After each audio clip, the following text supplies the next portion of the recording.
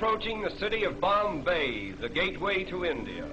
And the first view that comes to our attention is the gate itself, an admirable illustration of Great Britain's constructive influence. Bombay is the second largest city of India and one of the chief seaports of the Orient. It has a mixed population of over 1 million people, representing practically every race and creed in the world.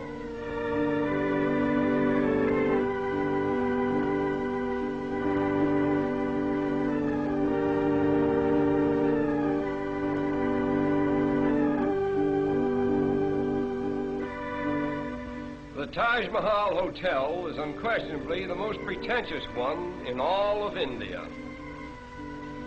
One of the outstanding features of Bombay is its sudden transitions from the modern to the ancient.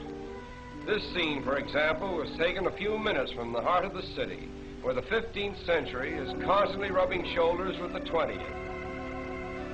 These automobiles cutting into this line of ancient vehicles suggest an odd symbolism which typifies all of India, for time and time again the new cuts into the old. But the gap is soon filled in, and the ancient procession goes on in strange defiance.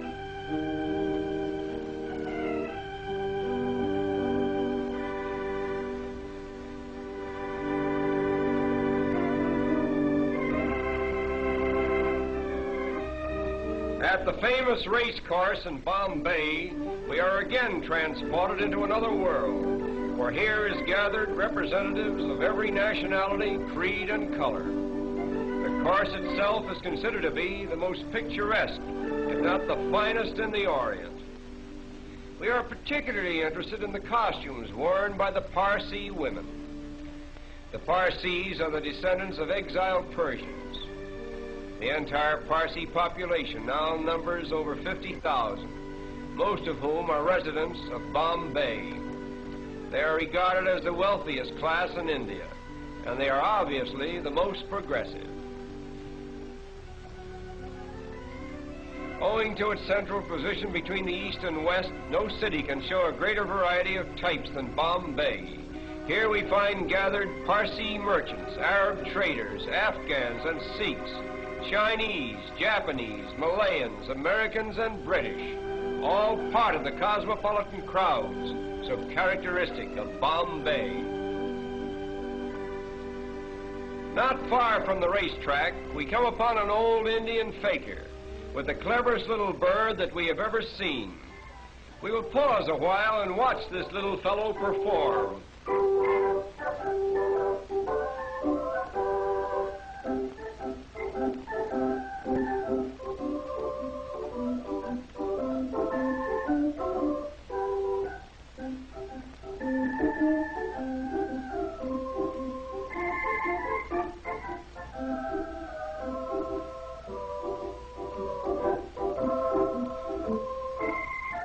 All this work is just to get a little seed that is lodged in a tiny bucket.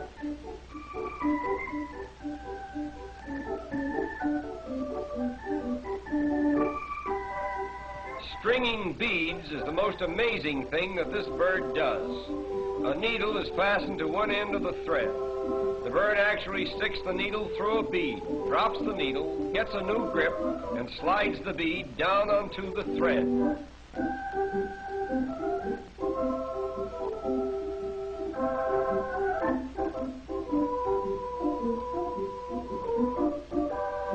But there is much more to see, and our time is limited. So we will leave this little bird with his beads and continue on to a picturesque fishing village just a short distance from Bombay.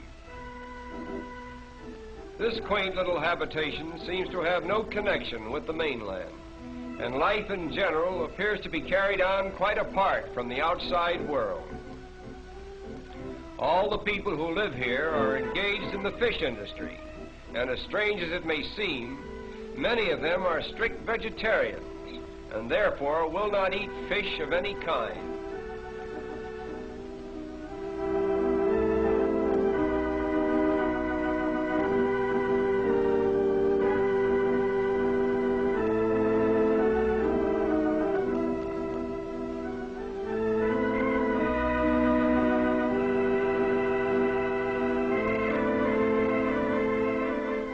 Even in this peaceful little village, there is a rigid system of caste.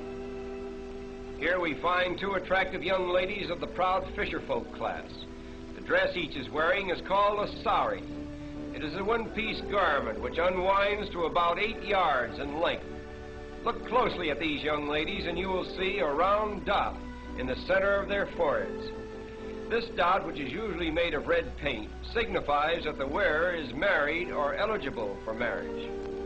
The flower pot before which they are standing contains the sacred Tulsi plant, an emblem of virtue, which is worshipped exclusively by Indian girls. The story goes that a certain virtuous maiden named Tulsi was changed into a plant just as she was about to be assaulted by a demon.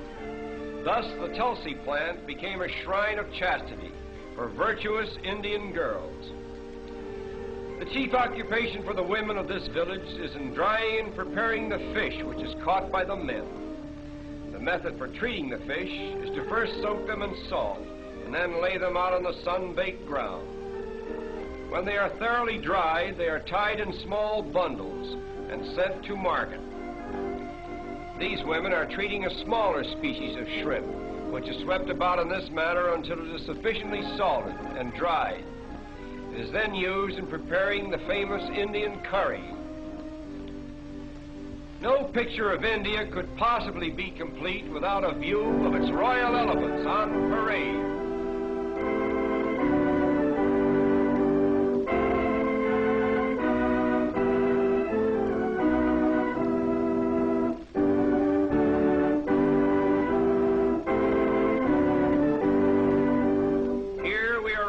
Of the wealth of India and the splendor of the days that used to be.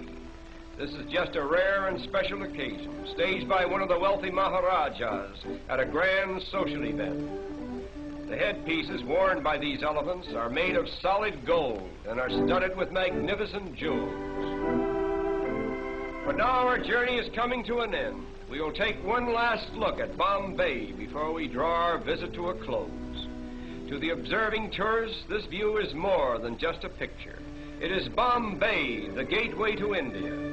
Through it flows the commerce of an empire. Great commercial houses, stately public buildings, and educational institutions flank its broad thoroughfares.